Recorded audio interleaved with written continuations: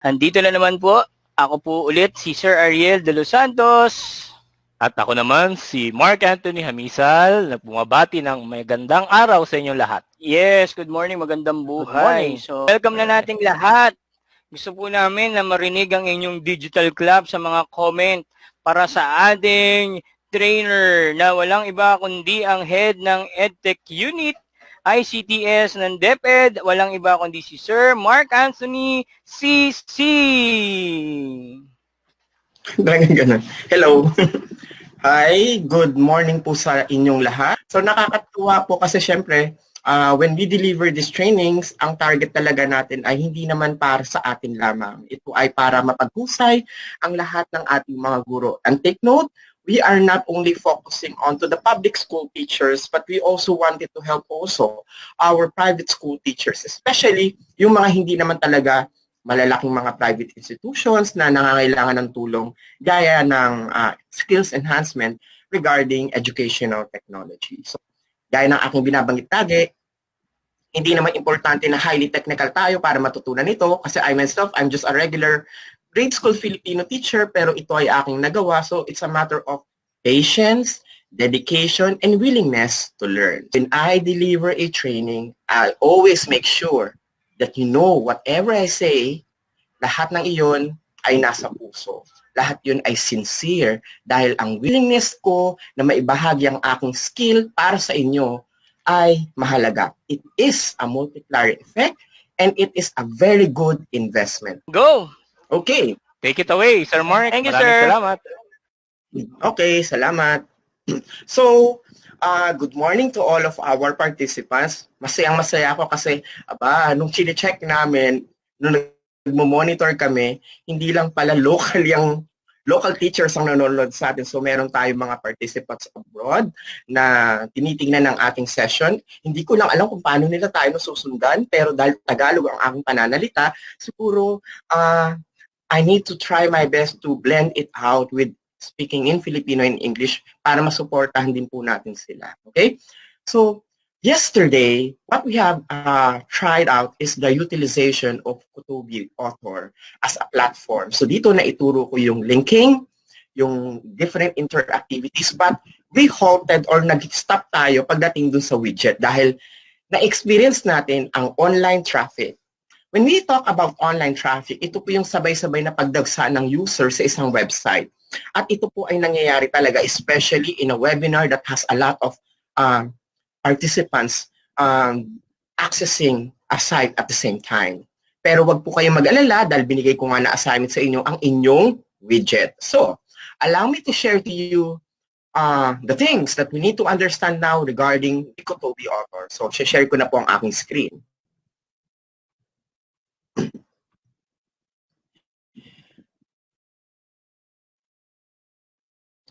Just like what we have yesterday, ang ating pong pinag-aralan o ang aking itinuro ay ang paglikha ng ating ebook ecosystem na ito ay nasa isang reflowable layout.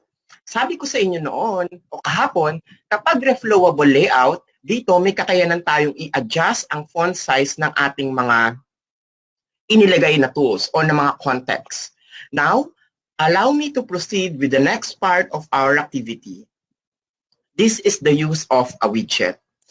Ang widget ay isang HTML5 content na naglilikha sa pamamagitan ng isang external site. So, KOTOBEE is one site or one software. Nangangailangan ito ng isang external site at yun ay ang book widget. So, ito po yung book widget. Ang sabi ko po sa inyo, kinakailangan lumikha kayo ng account dito. Now, I will not detail everything in book widget, pero magbibigay ako ng story kung paano ko ito na-discover. Noong ako ay nagtuturo pa sa LaSalle Green Hills at gumagawa ako ng mga interactive materials, syempre, wala naman akong budget doon para magbayad ng book widget. So, ang ginagawa ko, nakakatawa man po, pero totoo ito, ang dami kong email na ginagamit para after 30 days, or yung next email naman ang gagamitin ko. And then after the 30 days, yung susunod na email na naman ang gagamitin ko. But, during that process, nakita ko po na malaki ang naitutulong ng book widget lalo na sa ating mga mag-aaral dahil ito ay gumagawa ng isang interactive material. Let me focus on one of my favorite. Halimbawa, yung jigsaw puzzle. Yung jigsaw puzzle na kinakailangan ng manipulative skills ng mga bata, dito pwede siyang i-drag and drop sa pamamagitan ng ganitong activity. So I'll just give one example kung paano siya ginagawa, ha? So you just need to choose among the widgets which is available. You have 60 days actually to create your resource material. So halimbawa, pinili ko ay ang jigsaw puzzle. So once it loads, tatanungin ka lang niya ng ilang mga bagay gaya ng ano ang ibibigay mong title doon, ano ang puzzle na ilalagay mo doon. So for example, ang title ko dito ay Step, Ed, Seal. And then, I need to select the image. So, hahanapin mo lang yung image sa iyong laptop. Ganun lang po siya kadali. So, very self-explanatory and very direct ang kanyang directions. Hindi natin kinakailangan na maging highly technical. And then after that, tandaan na meron tayong horizontal pieces at saka vertical pieces. Ito po yung mga patsi-patsi o yung mga cards na gagamitin natin or jigsaw puzzle na gagamitin. So the more na marami kang number na nilagay dyan, mas mahirap yung ating puzzle na gagawin. So ako, ginagawa ko para makatulong sa mga grade 1 class ko noon, nung nasa tablet na parang, di ba, pag puzzle, anong nangyayari? Hawak-hawak talaga nila. Pero ito, it's drag and drop. So ginagawa ko po, yung horizontal at saka vertical pieces ay laging 3. Para konti lang talaga siya. And then, I can reward it like congratulations, since Filipino teacher ako, magaling. Or if you have the mother tongue, pwede nyong ilagay din po doon at pwede nyong pangdagdagan na magaling, binabati kita. So you could have something like that. Pwedeng hindi nyo na siya lagyan ng audio or pwedeng lagyan, nasa sa inyo kung ano po ang inyong option. And then after that, please make sure to have the design. Huwag niyong kakalimutan na maglagay po ng cover image doon sa ating activity. So, ano yung mga best na cover image? Naalala niyo po yung Bitmoji ninyo? Pwede niyo po yung i-mix and match gamit ang PowerPoint at maglagay po kayo ng ilang mga pananalita or catchy words para po maging attractive ang cover ng inyong book widget. So, for example, hanap lang po ako, ha?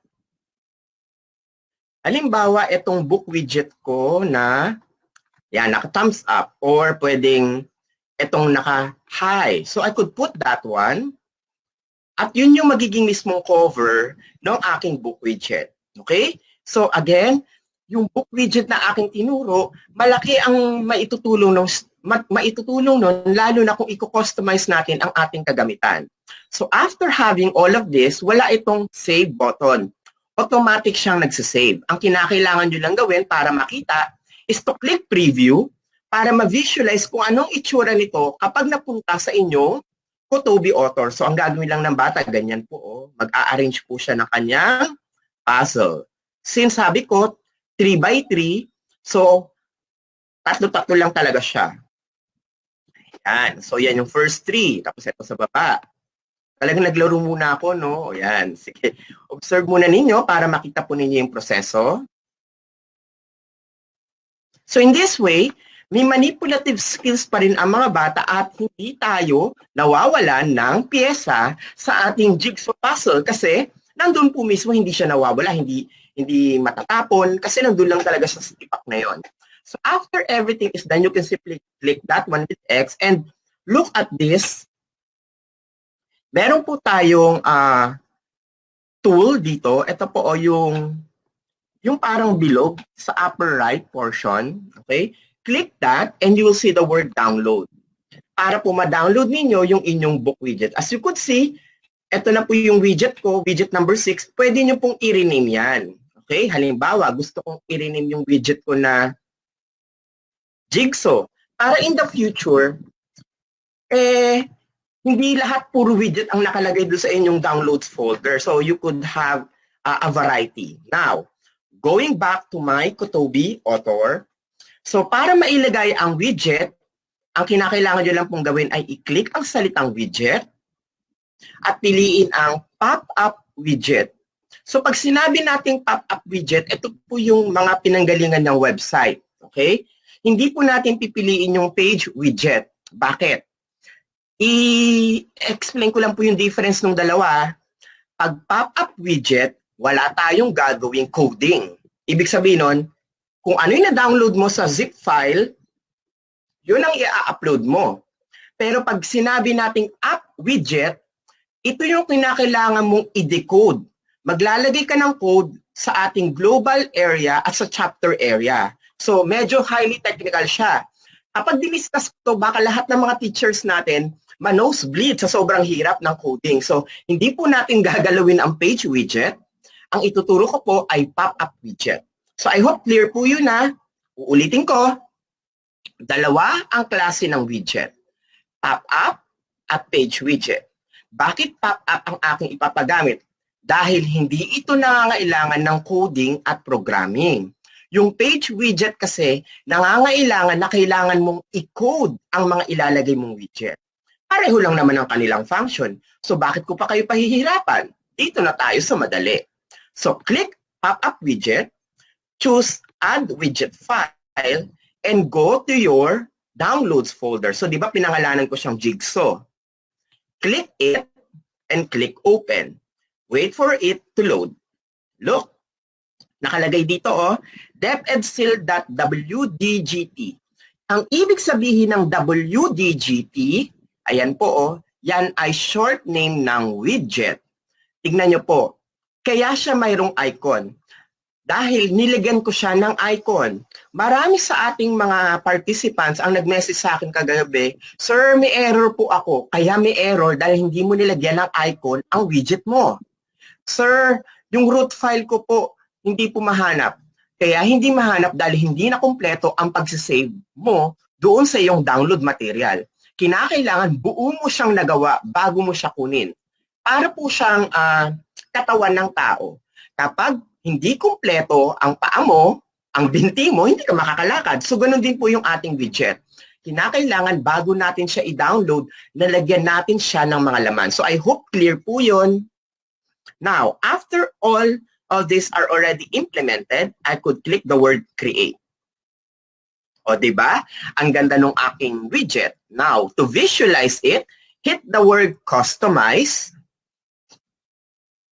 And then you choose your preferred device. So halimbawa ako, iPad naman ang device ko ngayon. Kunyari, iPad mini. Ayan. Rotate ko muna para medyo malaki-laki. Ayan. And then I'll click mga pagsasanay. So di ba ito kahapon yung ginawa nating mga exercises.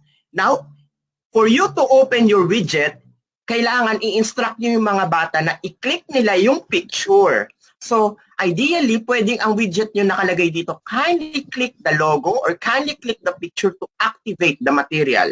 Pwedeng ganun po ang inyong gawin. Okay? So, for the sake of this activity, ito po ang aking ginawa. Pag kinilik yan ng bata, yan yung magpa-pop up na image. Okay? So, magsisimula na po silang mag-create. Again, meron kayong 60 days for your book widget material. So, kung ako sa inyo, pwede ko na ngayon simulan ang paglikha ng mga materials kasi after 60 days, syempre hindi nyo na magagamit yung access nyo unless na meron kayong paid version. But don't worry, in case you want help at gusto po ninyong makalikha ng mga book widget material, the EdTEch specialist can assist you because we have also the licensed version of the book widget account. Okay? Now, let me continue. Itong mga kagamitan na ito ay pwedeng tumakbo kahit offline. Kaya, kung kayo pinagawa ng 3 widget file. Okay? So, for our hands-on activity, itinuro po ang gagawin, ilagay ang mga widget. So, dahil meron kayong 3 widget, pwede nyo ilagay dito ang salitang karagdagang pagsasanay number 1. And you proceed to the other one. Ilagay ninyo, karagdagang pagsasanay number 2. Why do I need to put something like this? Lagi siyang karagdagan or additional. Look at this. Yung ating exercises or questions ay definite. Lagi lang siyang precise. Hindi siya ganun ka-artistic. So yung karagdagang gawain, dito ka ngayon magiging pwedeng artistic, nahahaluan mo ng element of surprise, depende sa nakita mong material sa ating book widget. Okay? Now, for the sake of this activity, let's now have the hands-on. Please make sure that your book widget is at the center. Tignan po mabuti, nasa center po ang aking cursor lagi. So if I click widget, choose pop-up widget, click add widget, and locate for a file in your computer. Nagpagawa ako ng 3 book widget, kaya ilagay po ang mga widget na ito. Okay? So hands-on activity for this, begin. Meron kayong 2 minuto para ilagay ang 3 ninyong book widget.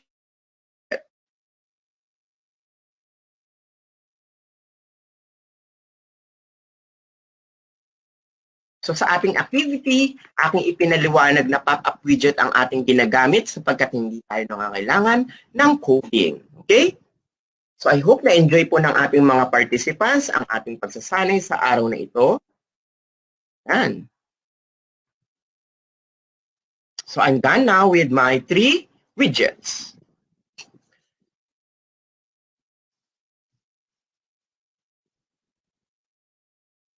So tandaan, ang paggamit ng widget ay nangangailangan lagi ng internet connection. Pag ito ay na-download na ninyo as a widget file, pwede na yan tumakbo kahit walang internet. Talagay na ninyo ang inyong widget, siguraduhin lamang na isave ang inyong. I repeat, sakaling na ilagay na ang inyong 3 widget, siguraduhin lamang na isave ang inyong ginagawa para hindi naman masayang mawala ang ating ginawang pagsasanay. Maraming salamat. Huling 1 minuto. So for our participants who just tune in, our webinar sessions are recorded and you could always review the materials that we had. Okay? Kaya wag po kayong mag-alala dahil pwede po ninyo yung balik-balikan. Ano ang kinagandahan ng widget material? Ang widget material ay nakakatulong para mabigyan natin ng interest ang ating mga mag-aaral. Saan na yung libro, yung ebook, naging puzzle, naging crossword creator siya, naging word search material. Lahat ng ito ay posible sa pamamagitan ng ating widget material. So binigyan ko na kayo ng technique ha, kung sakaling gusto ninyo after 60 days, tapos gusto niyo ulit gumawa ng mga materials, di gawa lang kayo ng another account. Pwede po yun. Okay?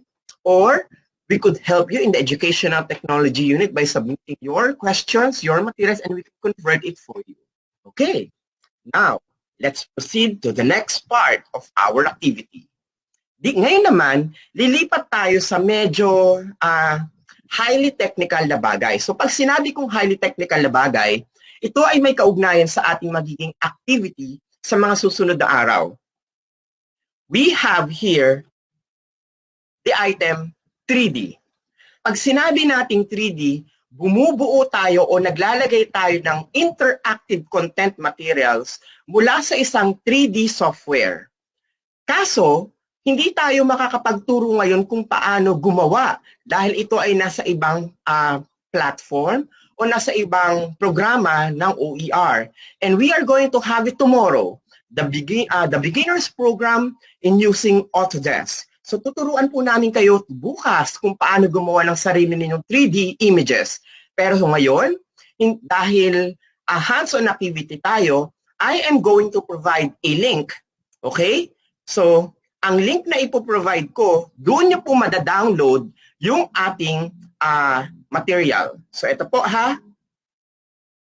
To our facilitators and our webinar directors, kindly flash onto the screen this URL.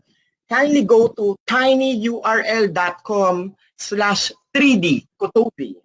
I repeat, to our participants, you need to go to tinyurl.com/3D KOTOBEE.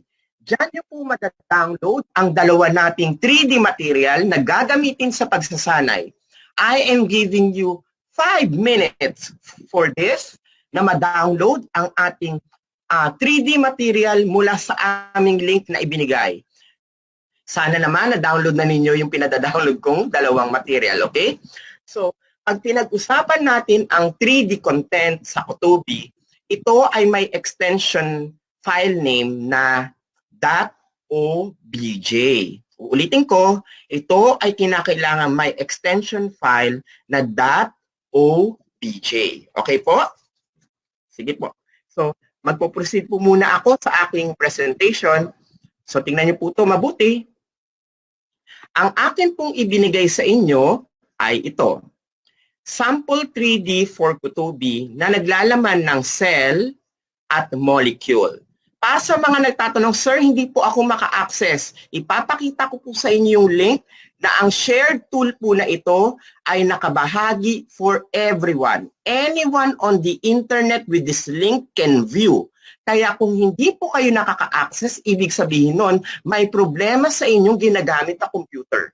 Gumamit po kayo ng incognito at doon nyo po ilagay ang link para ma-download ang file. Dahil gaya ng inyong nakikita sa aking screen, the shared link is actually open to anyone. Kaya kung may mali sa inyong proseso at hindi nyo po ito ma-download, hindi po yun kagagawan ng aming sharing link. Ito po ay may kinalaman sa inyong ginagamit na device. So I highly suggest use an incognito window so you could download the material. Dahil gaya ng aking nabanggit, it says, anyone on the internet with this link can view. Okay?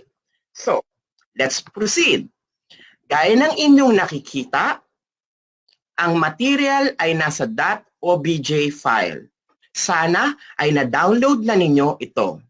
Now, since my subject is all about Filipino, hindi ako makapaglagay ngayon dito ng kagamitan para sa Filipino. Siyempre, dahil kinakailangan lumikha ako ng 3D content para doon.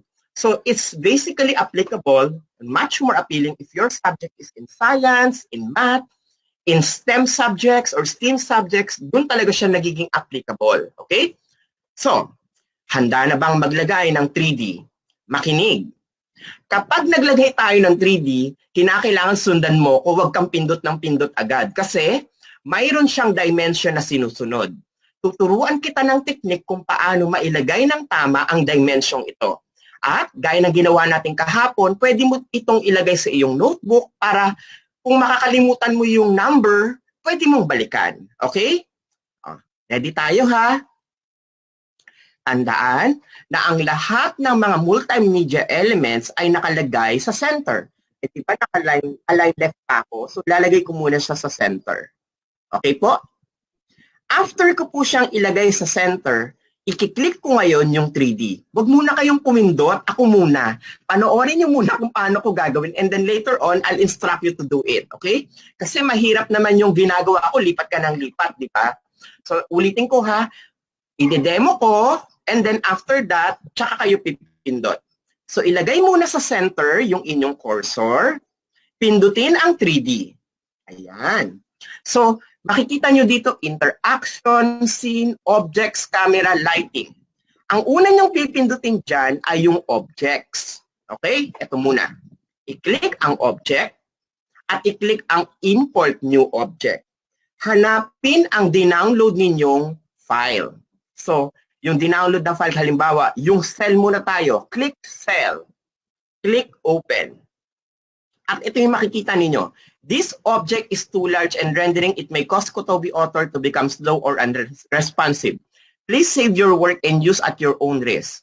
So sabi dyan ha, use at your own risk. Huwag naman kayong mag-alala dahil chika-chika lang niya yan. Pero huwag kayong mag-alala kapag sumulpot yan kasi tatakbo pa rin yung ating 3D content. Bibigyan ko kayo ng technique kung paano siya patatakbuhin. Okay? So, for our hands-on activity, here is what you need to do. Step 1, ilagay ang cursor sa center. Step 2, click 3D. Step 3, click objects and click import new objects. Select cell. Okay? After selecting cell, Just click it and I will wait for you. Ready? Hands-on activity for 1 minute. Begin. 1 minute lang. So tandaan, pag naglagay tayo ng OBJ file, naka-center ang ating cursor, pindutin ang 3D. Pag pindot ng 3D, pindutin yung object. Pag pindot ng object, hanapin o mag-import tayo ng object, inilalagay natin yung cell. And after that, wait for my next direction.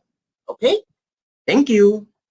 Nagagawa ay ilagay ang inyong 3D element, yung cell na aking pinalalagay, at kapag nailagay na po ito, hintayin ang aking susunod na panuto, last 30 seconds na lamang. Kung hindi nakasabay, ganito lamang po, ilagay sa center ang cursor, i-click ang 3D, i-click ang objects, hanapin ang cell.obj na inyong dinownload. Okay? Oh, now, let's proceed. Pagkatapos nating ilagay yan, nakita po ninyo yung position 0, 0, 0, deadmahin nyo lang yan.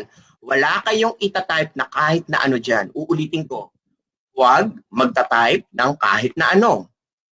Hayaan nyo lang yung 0. Next, let's click the word camera. Okay. Pag napindot nyo yung salitang camera, ang tanging papalitan nyo dyan ay yung view angle. Lalakihan ko, baka hindi makita. Ayan. Pag pindot ng camera, ang papalitan nyo lang ay view angle. Ito ang magic number, 0.5. Uulitin ko, 0.5. And then click render model. Okay? Eh di nagpakita na yung cell. Now, I'm giving you 30 seconds to do that. Go. Again, ang gagawin pagkatapos mo mailagay, maraming, ay, paano sumulpot yun? From objects, i-click lang ang camera. From the camera, palitan yung view angle at gawing 0.5. Pag nagawa ng 0.5, pindutin ang render model. Pag hindi nagpakita yung cell dyan, mali kayo ng ginagawa. Okay? So, take note, the magic number is 0.5. I hope nakasunod po tayo na ang ating number na ginagamit for the view angle is 0.5. Okay? Now, after that, tapos ang 30 seconds, i-click ninyo ang lighting at piliin ninyo yung create new light. Kaya natin gagawin yun para medyo lumiwanag ang ating 3D image. So, you could choose ambient. Okay? So, pinili ko yung ambient. And after that, pag okay na siya, I click render model again. So, nakita po ninyo, magpapalit siya ng kulay. Okay? O, di ba? So, pwede nyo pong gawin na ambient ang kanyang color para po medyo maiba-iba po siya. Okay? So, tandaan, nakadepende sa inyong ilalagay na 3D model yan. Kung colored, decolored siya. Since ang nilagay ko ay plain dark color, ganyan po ang magiging itsura niya. So, nasa sa inyong taste kung gusto nyong hemisphere. After that, click render model para po mag-apply.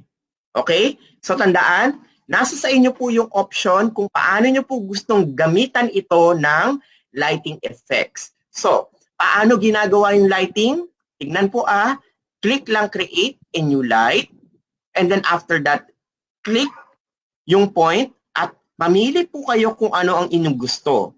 To visualize it, hit render model. Wala akong sinasuggest na anong klase ng lighting. Ito ay nasa taste ninyo bilang guro. Siyempre, kayo bahala kung anong gusto nyong effects, di ba? So, pwede ninyong piliin yung spot. Pag nakapili kayo nun, click render model at mag-a-apply po kung ano yung mga changes na inyong ginawa. Okay? So, I hope nakasunod po tayo. I am giving you 1 minute to customize your lighting. Take note, pag pinindot ang lighting, kayo ang bahalang mamili ng design at pindutin ang render model para makita po ang inyong 3D element. Okay? Tandaan ang ating ginawa kanina, object, nilagay natin. Camera, we change the view angle to 0.5. Lighting, nilagay natin yung bagong light. We create a new light. So, from there, naglagay tayo kung anong option. Para mag-reflect hit the word render model. Meron na lang kayo natitirang 30 seconds and then we proceed to the next part of our activity. I'm sure marami sa inyo ang pumapalakpak, ay, napatakbo ko yung 3D model ko. Huwag kayong mag-alala, mas maganda kung marunong pa kayong gumawa ng sarili ninyong 3D model. And take note, even public school teachers can now create this type of materials. So, hindi na natin sasabihin na ay napaghuhulihan tayo ng panahon. No, we are already ahead of the pack, okay? So, kinakailangan lang alam natin kung paano ito gamitin ng tama at gusto at marunong tayong lumikha ng ganitong klase ng kagamitan. Okay? So, sana ay nakakasunod ha. Wala akong ginawa for interaction. Sa scene, wala rin akong nilagay. Yung objects, ayan, wala. Nag-include ako, nag-attach ako, camera, pinalitan ko yung view angle. Now, Sir Mark, after kong mapalitan to, ikiklik ko na ba ang create? Ang sagot ko ay no. Kinakailangan may papalitan tayo, yung scene. Yung scene, palitan ang width, change it to 800. I repeat, ang scene, palitan ito ng 800 para yung buong lapad ng ating mobile phone ay kanyang susundan. Ang buong lapad nun ay 800. So, tandaan ang mga magic numbers, okay?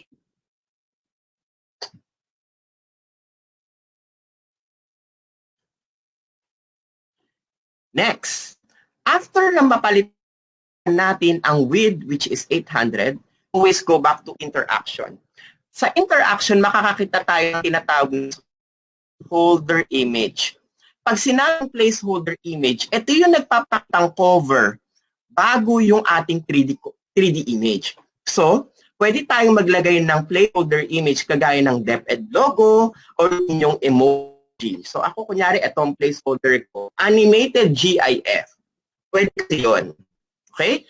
So, hindi lamang po flat PNG or JPEG file ang pwede natin ilagay sa KOTOBEE, pwede rin tayong maglagay dito ng mga GIF content. So, after everything is placed, pwede mo nang i-click ang salitang create. O, diba? Nakasulpot doon yung aking 3D element na parang sinasabi na, uy, halika kayo, buksan ninyo yung 3D element ko. Now, Sir Mark, saan ko po makikita yung 3D? Sa customize pa? No. Listen to me attentively. Pag tayo ay naglagay ng 3D, hindi mo i-click ang customize. Pag ikaw ay naglagay ng 3D, ang ipipindutin mo ay yung color green sa ibaba na preview mode. Dahil ito ay isang highly technical coding, kaya dito tayo ngayon mag-click. So, click preview mode. Scroll down and click to see 3D object. Maglo-load. Ito na siya. So, I hope nasundan po natin kung paano po ginagawa at gumagawa o gumagamit ng 3D content sa KOTOBEE Author. O, di ba? So, congratulations! So, ngayon, nakapaglagay tayo ng ating unang 3D content. Ayan. O, di ba? So, kung nag-e-explain ngayon ang science teacher about cell, kung dati kinakailangan mo pa ng visual aids na larawan, hawak-hawak mo sa klase, tapos, paglipat mo sa susunod na section, sira na. Dito, pwede mo siyang magamit. So, you could always watch and glance to it. Ayan. So, pwedeng ikut-ikutin ng bata at makikita po niya yung specific parts po nito. So, again, ito ay nakadepende na ngayon sa galing ng pagtuturo ng teacher and it will run even offline. So, to go back to the editing stage, hit again the exit preview para po bumalik siya sa dati. Okay? So, I am giving you 30 seconds to practice how to do it. Click preview mode. Yung preview mode nasa lower right. Ayan. After that, pwede nyo na pong i-view yung inyong 3D element. Okay. Pagtapos nyo na po, pwede nyo siyang i-manipulate. Pwedeng hawak-hawakan, galaw-galawin. Ayan. So, you could use your mouse to utilize it.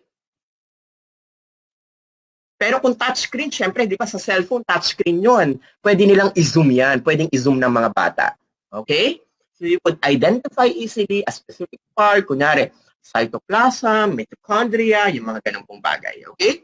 So, you have 30 seconds to appreciate your 3D element that you have placed in KOTOBEE Author. After that, we will put another element onto this. So, yung isang file na aking ibinigay kanina. Tuturuan ko kayo ulit kung paano po yun ilagay para ma-master ninyo kung paano paglalagay ng 3D element sa ating ebook material. Thank you. Okay. After you have placed your cell.obj as a file, we can now proceed to the next activity. So sabi ko nga, pwede kayong maglagay ng element na gaya nito, yung isang image na gumagalaw, yung GIF, pwede po yun. Okay? Next, let's have another one. Ngayon, medyo mabilis ang aking run-through. Ipapakita ko kung paano maglagay ng molecule.obj na same format kagaya ng aking ginawa kanina. Tandaan ang mga binabago natin. Okay? Ang binabago natin ay yung screen size niya na ginagawang 800, yung ating value sa camera na ginagawang 0.5. Okay? So, let's go back again to the activity. Make sure that your cursor is at the center. Practice to ha. Practice kayo. Nasa center. Click 3D. Unahin ang pagpili ng object. Import new object. And locate the molecules. Pag napili yung molecules, click open. And after that, sabi ko, walang pipindutin sa 000XYZ. Ang susunod na gagawin, pindutin ang camera, palitan ang 45 ng 0.5. Kapag nagawa ito, pindutin ang render model. Ayan, nagpakita na. Susunod, pumili ng lighting na inyong gusto. So, pwede kayong mamili kagaya ng area o kung anong man yan. After na makakreate, i-click lang ang render model again to apply. After that, hit the word scene, change it to 800, and go to interaction, lagyan ng placeholder. Kung gusto niyo, emoji ninyo, gumawa kayo ng content na nakalagay ang welcome or click the 3D material. O, pwedeng ganon. So, kunyari ako, lalagay ko yung aking emoji. Ayan. And then, I'll hit the word create. And here it goes. Now that my material is already here, I can preview it, click preview mode, at ganito ang itsura niya ngayon. Click it, and you have the molecule to manipulate. And for those who are downloading the 3D elements, you have the 3D KOTOBEE, or you could have 3D KOTOBEE 2, or 3D KOTOBEE 3. So, meron po tayong tatlo ha, kasi depende sa internet traffic natin. Kaya, gumawa kami ng tatlong link para po maaari niyo pong makuha ang ating mga sample contents. Okay? So, disclaimer again, for tomorrow, we are going to have an activity. We are going to teach you how to create your own 3D material using Tinkercad. So, sa Tinkercad, hindi kinakailangan ng bayad. Libre po ito. And we could utilize this and have this activity na magagamit natin ang sarili nating likhang 3D material na pwede nating ilagay sa ating KOTOBEE Author. Pwede itong gawin ng bata, ng matanda, any age, any subject, as long as they are very much willing to learn about this too. So, let me go back again to KOTOBEE. Sana po ay naibigan ninyo ang ating pinagagawa dito sa ating KOTOBEE material. I-click ko na po ang exit preview. Now, we are now done with the materials that is having a 3D content.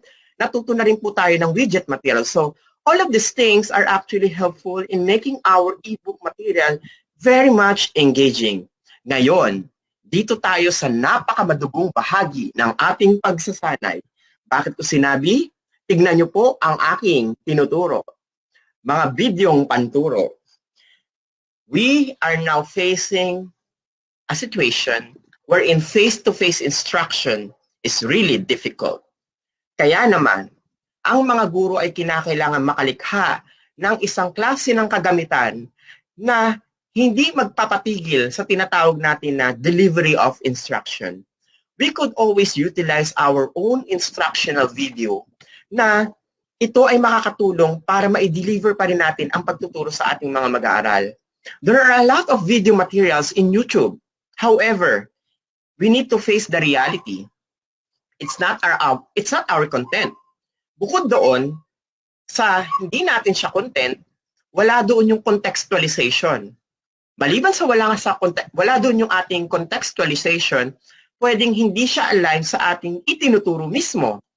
So I highly suggest that we create our own instructional tool, and it can be utilized even a simple tool like PowerPoint. So for the sake of this activity, allow me to share to you first one sample tool, and this is my PowerPoint. Okay? Magkukwento muna ako, then mamaya ituturo ko kung paano siya gagawin. Sa ating PowerPoint, meron tayong kakayanan na lumikha ng instructional video mula rito.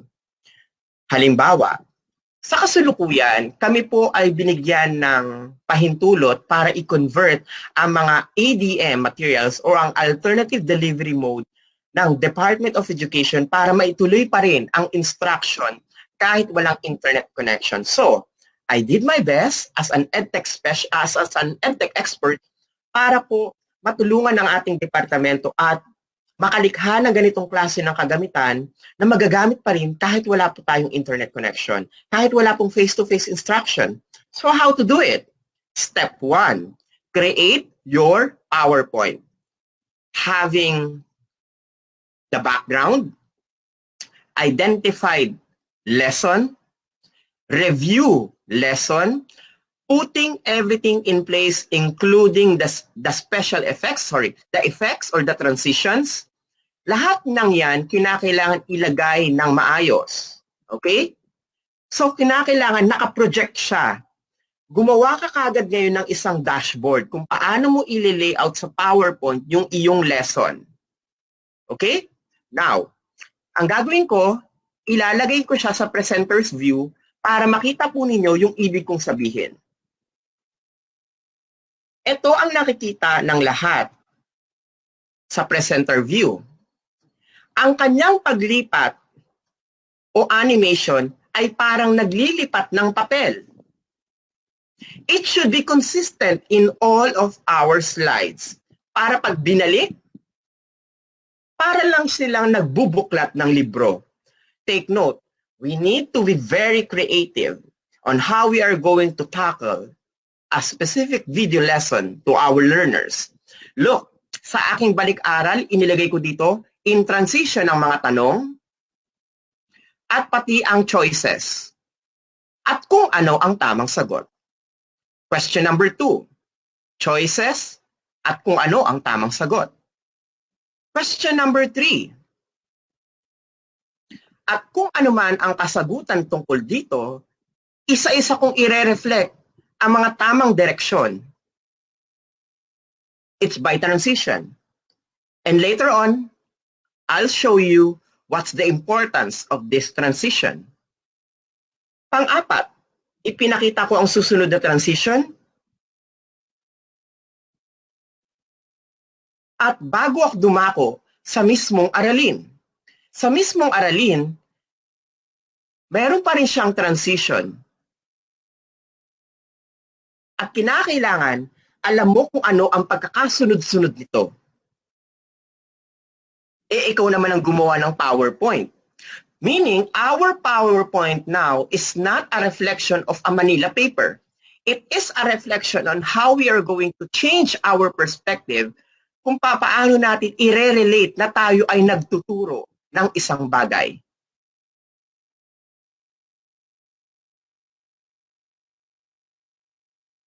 And you could discuss the lessons. Now, after that, you could also have the exercises na para kayong nasa loob ng silid-aralan na, sa silid ninyo, sa mismong classroom, na ikaw ay nagtuturo. So you could have that with the following answers. So tandaan, ito ay nasa proseso lamang na kung paano mo siya i-deliver sa klase, ganun mo din siya i-reflect. So, Ngayon na nakita na ninyo kung ano ang aking ginawa sa PowerPoint as a baseline, dito naman sa ibaba, ninyo makikita yung aking script. Look at this. Bakit ako naglagay ng script? Para magabayan ako ng aking presentasyon kung ano ang aking sasabihin.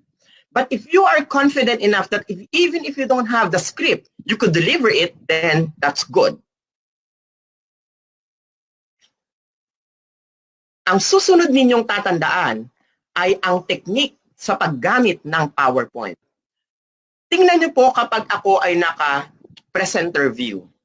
Sa presenter view, makikita rito ang mga element tools like yung pen. Nandito siya sa baba, oh. Nakita po ninyo sa baba?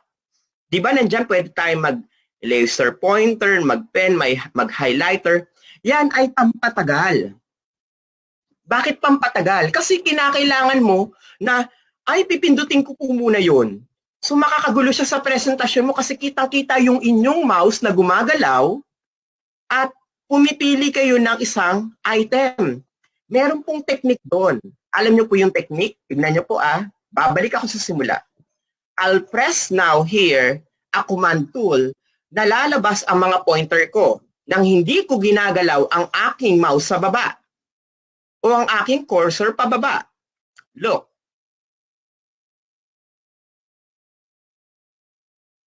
Kita ninyo? Sumulpot yung aking laser. Hindi ako bumababa sa baba o hindi ako bumababa doon sa tool. Sir, paano mo siya ginawa? It's simple. If you press Ctrl-L in your computer, makikita po ninyo yun. Ctrl-L. And you could easily manipulate it. Para mawala, press again Ctrl-L. And it will go back to your cursor. Now, para masanay tayo, nais kong magbukas muna kayo ng PowerPoint at pagkatapos nun, simply create the first 3 slides. Okay? Ano ilalagay natin sa first 3 slides? Una, yung mismong topic or lesson ninyo. Sa second slide, kung ano yung mismong aralin. And then third slide, maglagay kayo ng isang sample ng pagbabalik-aral. Please make sure that when you create something in your PowerPoint, hindi siya mabulaklak, direct and precise at kinakailangan readable siya. Dahil tandaan nyo, ito ay magiging video format. Okay? So 3 slide lang ang aking pinagagawa. Open your PowerPoint and then create a background, something like this. 3 slides lang po. Okay? Bibigyan ko kayo ng 10 minuto para dito at pagkatapos nun, tuturuan ko kayo kung paano siya i-convert in a video format. Okay? 10 minuto sa paglikha ng inyong PowerPoint. Tandaan, 3 slides lang for the sake of this activity para ma-hands-on lang po kayo at makita kung paano siya ginagawa. And later on, I'll teach you the command technique na ano ang pwede nating magamit when we do the presentation. Okay? So, 10 minutes for your PowerPoint creation. 3 slides lang po ang ating kailangan. Una ay yung mismong topic, susundan ng mismong aralin, at pagbabalik-aral. Yun lang po muna. The video format na napalitan ko na po yung mismong PowerPoint. So gaya ng inyong nakikita, it's in 86. At ipi-play ko lang po. Maririnig ninyo dito yung aking boses. Okay? So ito po yung pwedeng mapanood ng mga bata. Okay? Tignan nyo po maigi. Isang mapagpalang araw sa ating lahat. Narito ako upang gabayan ka sa ating aralin para sa unang markahan. Ating tatalakayin sa unang module ang paksa tungkol sa lokasyon at teritoryo ng Pilipinas. Handa ka na bang matuto? Tandaan, makinig lang mabuti upang maintindihan at maunawaan ang aralin. Kung sakaling may hindi maunawa ang bahagi, maaari mong balikan ang bidyong ito. Ang unang aralin ay tumatalakay sa paksa ng lokasyong insular at bisinal ng Pilipinas. Alam mo ba ang ibig sabihin ng mga ito? Kung hindi pa, huwag kang mag-alala. Nandito ako upang gabayan ka sa aralin. Halika't simulan natin sa pagbabalik-aral. Nais kong sagutin mo ang mga sumusunod na katanungan. Una, Alin sa sumusunod gawing timog ng Now, I will forward the material in the direct lesson. Tingnan ninyo yung galaw ng aking cursor, okay? So, tingnan nyo po yung galaw nung mismong ito ang mapa laser ng pointer. ating bansa. Kabilang dito ang mga karatig na bansa. Nakita mo na ba ang Pilipinas? Ang ating bansa ay napaliligiran din ng mga anyong tubig. Gamit ang kaalaman sa pangunahing direksyon, maaari mo bang ituro sa akin ang nasa hilagang bahagi ng ating bansa? Anong anyong tubig ang makikita sa hilagang bahagi ng ating bansa? Yon ay ang Bashi Channel. Anong anyong tubig naman ang makikita sa gawing timog ng ating bansa? Yon ay ang Dagat Celebes. Anong anyong tubig naman ang makikita sa gawing silangan ng ating bansa? Yon ay ang Karagatang Pasipiko, ang pinakamalaking karagatan sa buong mundo. Ano naman ang makikita sa gawing kanluran ng ating bansa? So, as you could see in my example, a PowerPoint is converted into an instructional video that learners can even forward, go backward, to fully understand the concept about the lesson. Hindi question ngayon kung ano ang ginagamit nating tool. Ang tinatanong na lamang dito ay gaano tayo kahanda sa mga ganitong klase ng kagamitan para matulungan ang ating mga mag-aaral na kahit hindi natin magawa ang face-to-face instruction, ay magagawa pa rin natin ipahagi ang ating pagtuturo in a very creative way. Kaya bang tukuyin ang mga bansang nasa kanluran ng Pilipinas? Tama, yon ay ang Vietnam at Cambodia. So, with this example that I have shared to you, I hope nakikita po ninyo yung kahalagahan ng pinagagawa ko sa inyong 3 slides ng inyong PowerPoint para later on, ang gagawin po natin, i-convert natin siya, tutulungan ko po kayo kung paano siya ma-convert into an instructional video format. So to our participants, okay, ngayon po, tuturuan ko kayo na i-convert yung inyong ginawang PowerPoint tool into a video formatted lessons. At yung video formatted lessons na yun, kinakailangan ito ay naka-MP4 format. Tandaan, MP4 format. Bakit? Kasi si KOTOBEE, ang kanyang tinatanggap ay MP4 format lang po. Now, going back to what we are doing in PowerPoint, may mga paalala po ako. Number 1, kapag gumawa ng instructional video, make it a point that your voice is modulated. Huwag yung para tayong palingkera o palingkero. Hindi ganun po yung tono. Kinakailangan very calm. Okay? Number 2. Kinakailangan alam natin yung sinasabi natin. Kapag medyo diskumpiyado tayo, pause mo lang yan at isipin mo na, ay, nagkamali ako, pwede ko naman ulitin eh.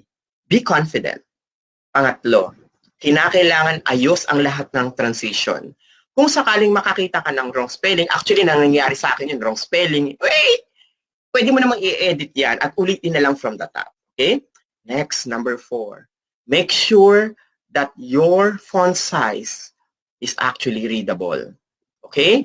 Ang inyong target dito ay makatulong sa mga mag-aaral. So, let's do it.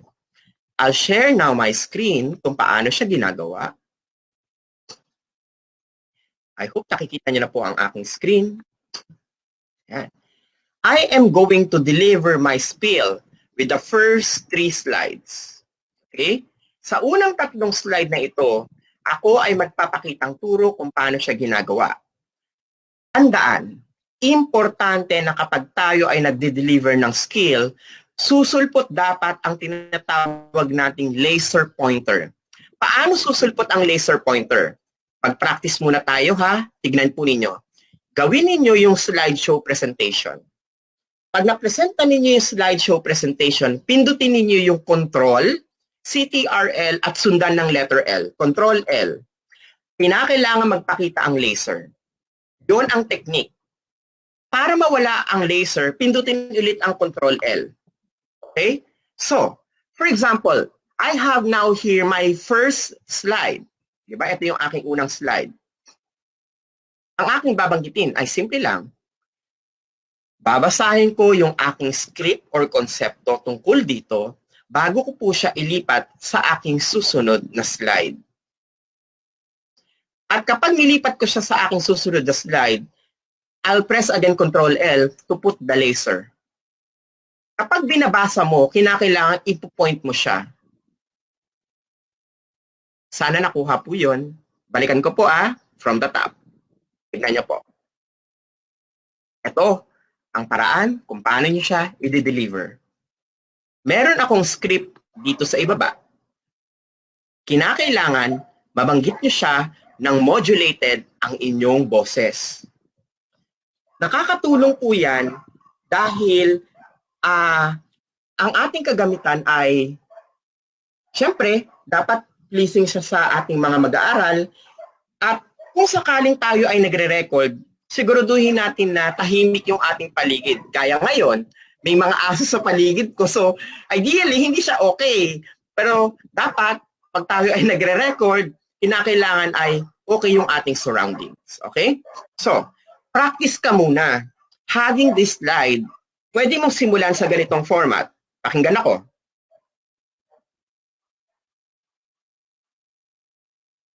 Isang mapagpalang araw sa ating lahat. Narito ako upang gabayan ka sa ating aralin para sa unang markahan. Ang ating tatalakayin sa Module 1 ay ang paksa tungkol sa lokasyon at teritoryo ng Pilipinas.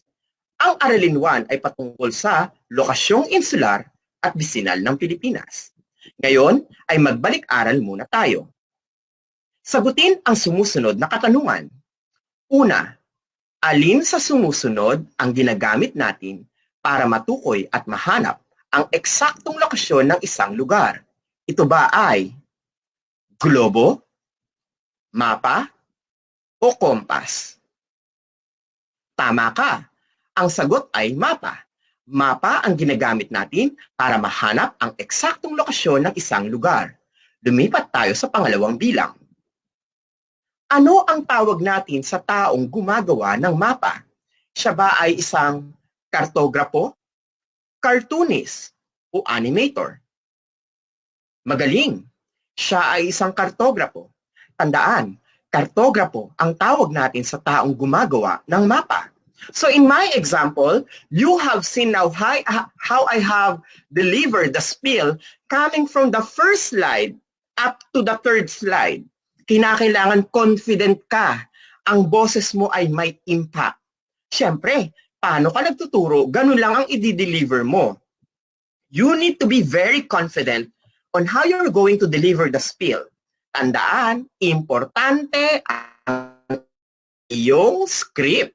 Kung wala kang script, mahihirapan ka talaga. Okay? Now, allow me to share to you how to do the video recording. Yung kanina, ang pinakita ko ay kung paano ang ating presenter. Diba? Yung nakikita yung slide, next slide, next slide. Bago niyo po yung gawin, kinakailangan ninyong pindutin ang salitang recording. Nasa itaas na bahagi ng PowerPoint ang salitang recording. This one is a very powerful tool because when you hit it, magpapakita ang record slideshow at screen recording. Ang dalawang ito ay malaki ang naitutulong sa atin. Okay? Pwede niyong piliin ang record slideshow o pwede niyong piliin ang screen recording. For me, actually, both of them are actually helpful pero mas confident ako kapag screen recording dahil autoplay. Yung record slideshow, putol-putol ang kanyang ginagawa. So, allow me to share to you paano ang screen recording. Take note, saan siya nakikita? Nasa recording lang siya. Now, here's what you need to do. Click recording, press screen recording. At ipapakita na ngayon yung screen na kinakailangan mong i-drag by selecting a specific area. So, ang area na gusto ko ay ito. Yan. So, kapag nalagay ko na yung specific area na gusto kong ma-record, ayan, napili ko na yung area na gusto ko, ang susunod kong gagawin ay i-ready ko yung aking PowerPoint. I'll make sure na nakaproject na siya ng malaki. Diba ito yung buong screen o selected area ko? Ito po, sinelect ko siya ng buong buo. I selected the entire screen. After that, I'll now hit the word record. Pag pinindot ko yung record, simula na akong magtuturo at kinakailangan marunong akong mag-play ng laser pointer. So, tinuro ko na Control L yun. So, it's more on practice. Tignan maigi. I'll do the recording.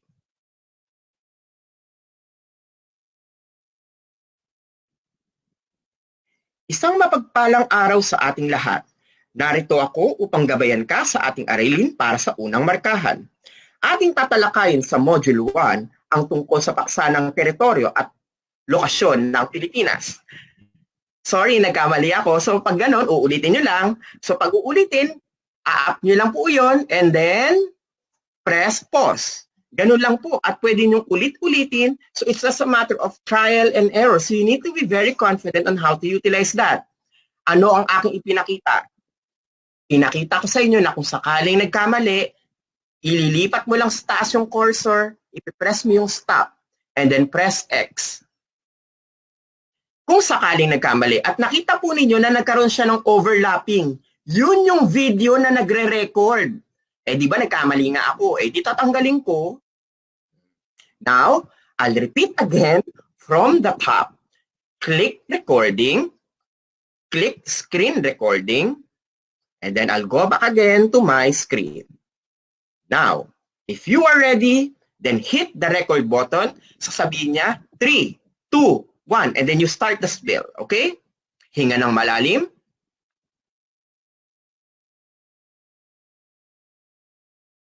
Isang mapagpalang araw sa ating lahat.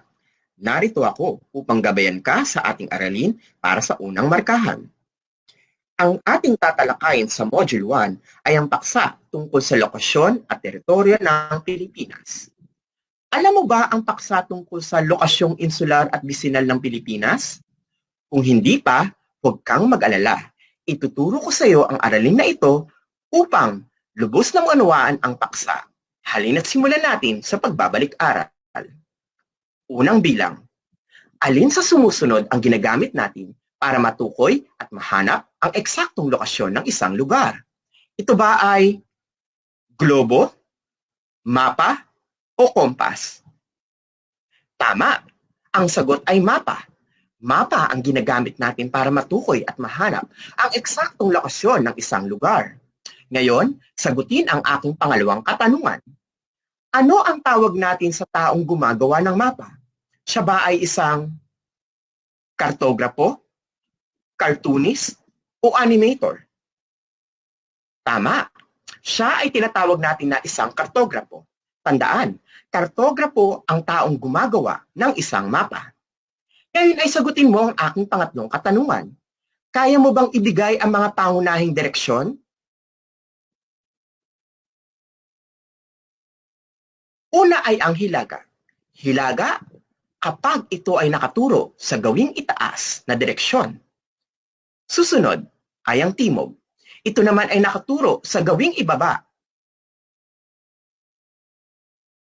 Kapag tayo naman ay naghahanap ng direksyon sa gawing kanan, yun naman ay ang tinatawag nating silangan. At kapag tayo naman ay tumutukoy ng isang direksyon mula sa kaliwa, yun ang tinatawag nating kanluran. Tandaan, tayo ay may 4 na pangunahing direksyon. Yun ay ang hilaga, timog, silangan, at kanluran. Ngayon, nais kong basahin mo ito. 1, 2, 3.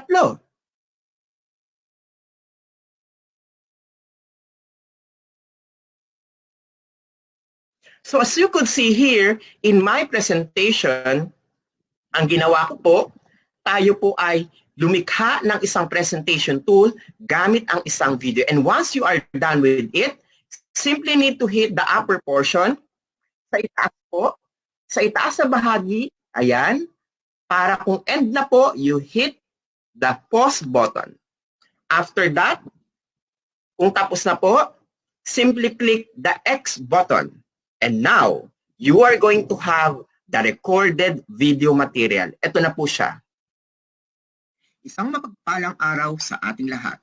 Narito ako upang gabayan ka sa ating aralin para sa unang markahan.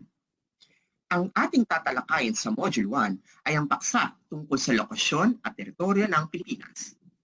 Alam mo ba ang paksa tungkol sa lokasyong insular at bisinal ng Pilipinas? Kung hindi pa, huwag kang mag-alala. Ituturo ko sa iyo ang aralin na ito upang lubos na maunawaan ang paksa.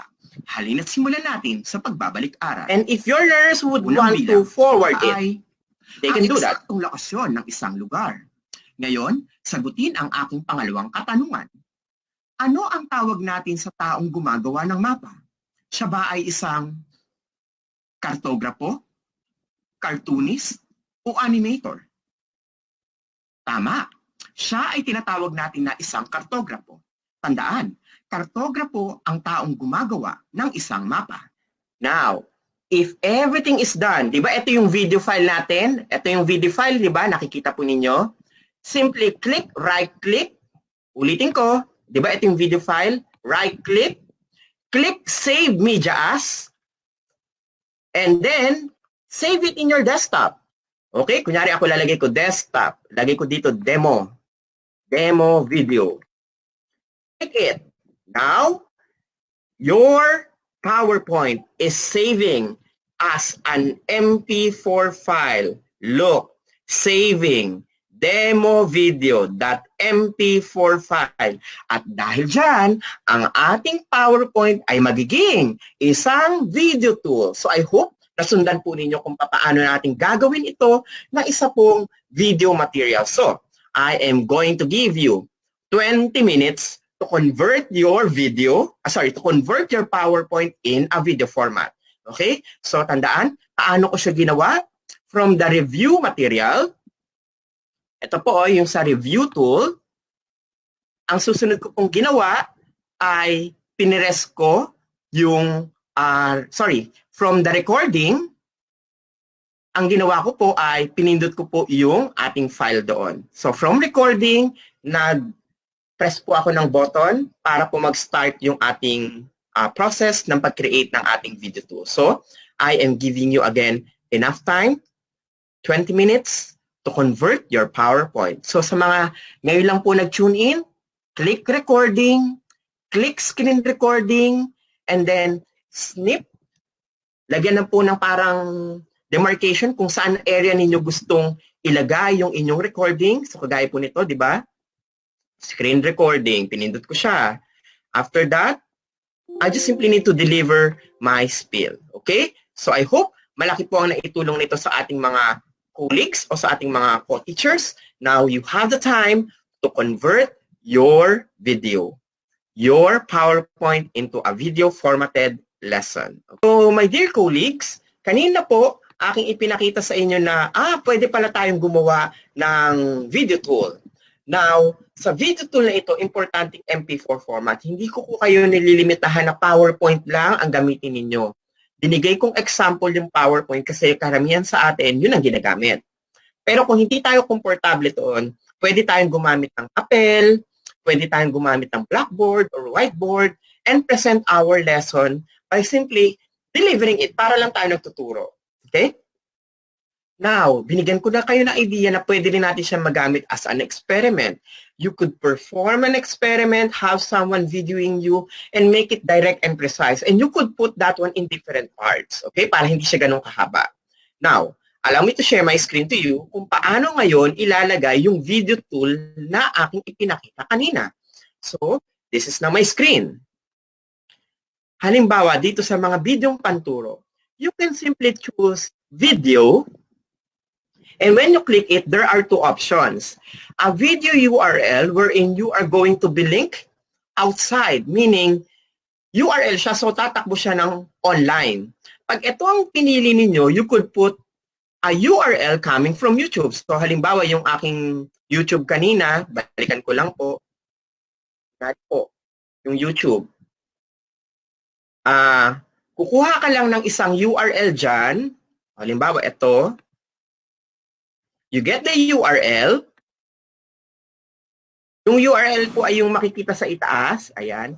Just copy it at pumunta ka sa KOTOBEE Author Ipipaste nyo lang po yun. Pag ganyan ang ginawa, yan ay online base. So, hit the word create, wala ka nang ibang papalitan sa settings. So, to view it, hit the word customize, maglo-load po yun, at kinakailangan nyo na lamang puntahan yung video tool. So, kunyari ito, mga videong panturo. So, if your learners click that, dahil yan ay link sa YouTube, tatakbo siya online. Sa susunod na bahagi ng ating aralin, Okay, I hope ay clear po nagsulat yun. ako rito ng 5 halimbawa ng salita. So, ang susunod na bahagi naman, paano kung internal ang iyong inilagay as an attachment?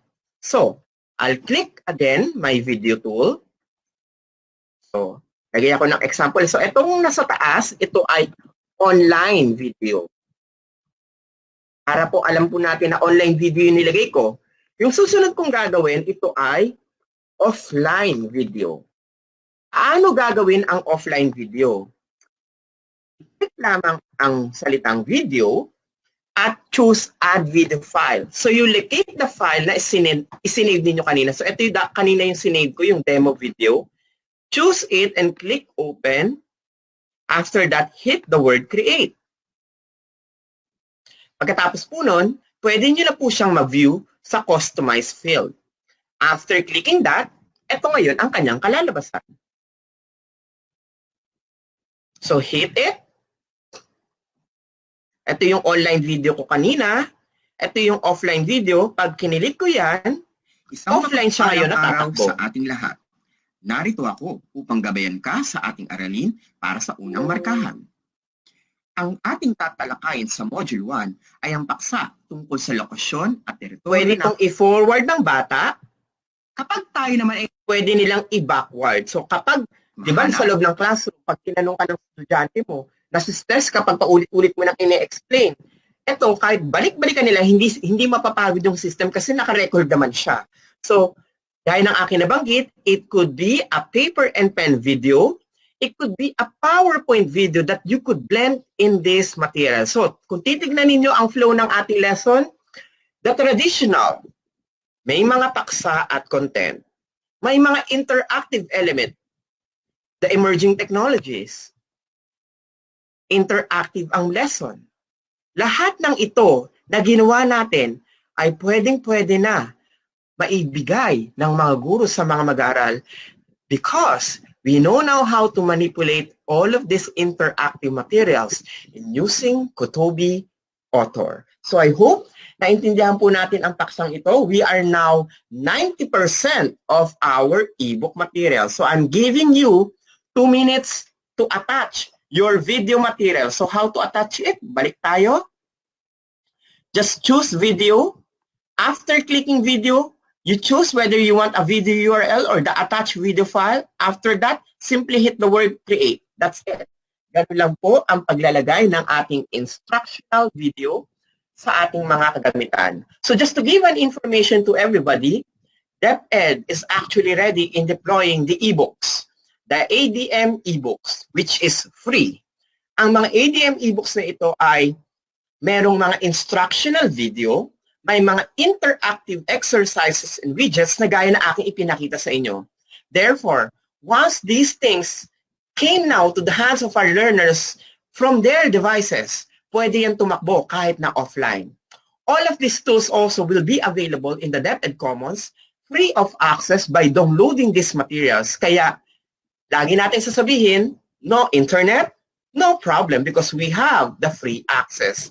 Ito ay ilan lamang sa mga solusyon na ginagawa ngayon ng departamento ng DepEd para ma-continue o maipagpatuloy ang tinatawag natin na edukasyon lalo na sa ating new normal setup ng ating mga paaralan dahil na rin sa pandemic na ating nararanasan. So with that, I congratulate all of you, my dear colleagues, for understanding the 90% of our ebook material.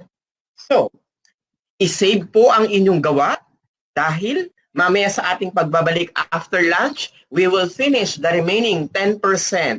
Alright, so with KOTOBEE Author, lumalabas din yung other than yung creativity natin, it's that yung pati yung pagsasalita natin. Natuto tayo na dapat ganito ang way natin ng pagsasalita, ano yung mga dapat lang nating sabihin, make it animated, and ano yung mga essential lang na para mas maging maingganyo, mas ma-engage natin yung mga learners and yung mga paggamit natin ng mga animations, mga transitions sa slides, nabigyan din tayo ng mga tips kung paano yan gagamitin. So, of course, makaka-distract nga din siya kung sobrang dami or at the same time, parang sa sobrang natuwa si teacher sa mga lumilipad, mga animated na letters. Actually ano ako dyan, guilty ako dyan nung ako yung unang-unang nag-explore ng PowerPoint, di ba?